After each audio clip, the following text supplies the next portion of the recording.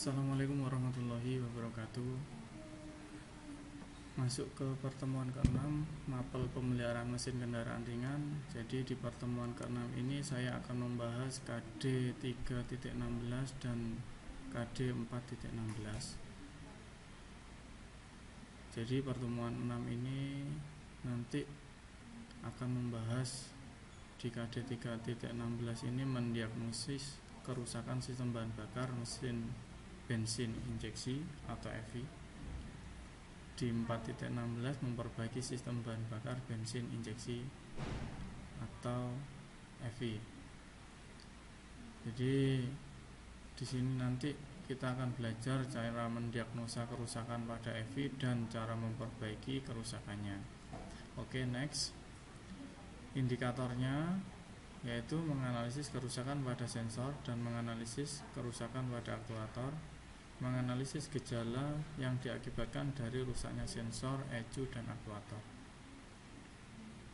Setelah itu memperbaiki kerusakan pada sensor, memperbaiki kerusakan pada aktuator, memperbaiki gejala yang diakibatkan dari rusaknya sensor, ECU, dan aktuator. Oke, masuk kepada materi ya. Yang pertama yang harus kita pahami adalah EMS atau Engine Management System.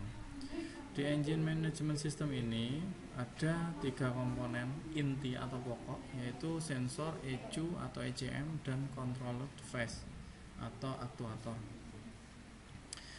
Sensor sendiri ini sudah bisa kita lihat ini ya, apa saja: IAT, intake air temperature, MAP, manifold absolute pressure, MAF, mass airflow, TP, throttle position, ECT, engine cooling temperature, CMP, camshaft position sensor, CKP, crankshaft position sensor, knock sensor, VSS, vehicle speed sensor, HO2S, heated oxygen sensor. Ini untuk sensor. Dan untuk aktuatornya ini adalah control injection time, yaitu pengontrol waktu penyemprotan, pengontrol waktu pengapian ya, terus pengontrol udara masuk ya, aliran udara, dan pengontrol gas buang. Ini EGR, yang airflow ini IAC, relay, valve, dan solenoid. Ini semua adalah komponen dari aktuator. Oke, next, lanjut. Ini adalah uraian bagaimana cara mengecek ya ketika mesin injeksi itu dalam keadaan rusak ya. Jadi bagaimana cara ngeceknya ini? Kalau kita di bengkelnya punya scan tool atau scanner, ini adalah cara yang harus dilakukan. Jadi nanti bisa dibaca sendiri apa saja yang harus dilakukan di sini uraiannya. Jadi nanti ketika mesin hidup kok lampu milnya menyala, berarti itu terdapat masalah pada mesin ya. Jadi ketika ada lampu mil atau lampu check engine menyala, itu adalah kerusakan yang terjadi pada mesin. Jadi indikatornya itu adalah check engine atau lampu mil ya. Oke, next. Ini hal-hal yang harus diperhatikan dalam mendiagnosa masalahnya ya. Jangan lepas soket ECM, kabel baterai, nanti bisa dibaca sendiri ya. Jadi untuk menjawab soal yang sudah saya buat dan nanti di jam 3 akan dikerjakan, itu bisa nanti melihat di PowerPoint ini ya. Di video ini tolong disimak sebaik-baiknya. Ini langkah-langkahnya. Memang tulisannya agak kecil, tapi nanti agak sabar aja saat membacanya.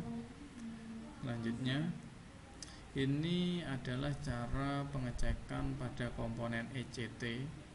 Komponen ECT ini adalah engine cooling temperature sensor, yaitu sensor yang mendeteksi suhu ya, suhu dari mesin itu sendiri. Jadi suhu pada mesin ya, suhu pendingin mesinnya nanti dideteksi oleh yang namanya sensor ECT.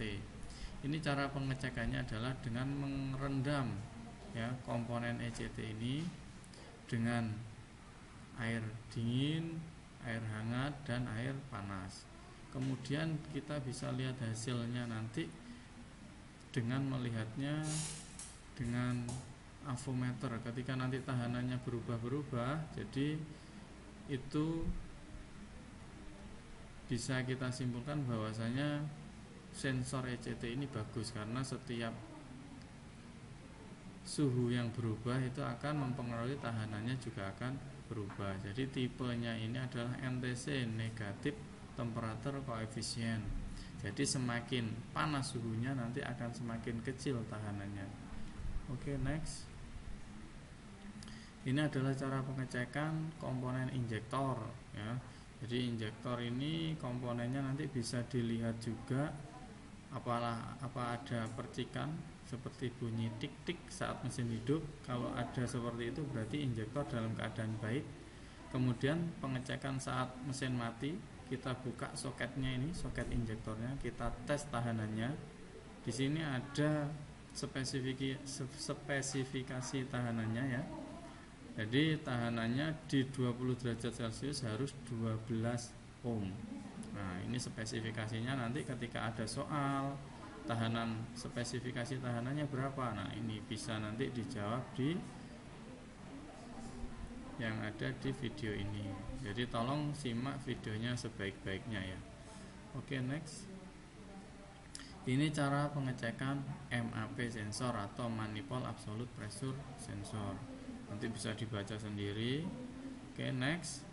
Ini adalah pengecekan CKP. CKP dan CMP itu hampir sama komponennya, bisa dibilang sama juga. Jadi pengecekannya seperti ini, bisa dibaca nanti ya. Oke, next. Terima kasih. Semoga di pertemuan ini video ini bisa bermanfaat, bisa kalian gunakan untuk menjawab soal-soal yang nanti akan kalian kerjakan. Terima kasih. Sehari. Wassalamualaikum warahmatullahi wabarakatuh.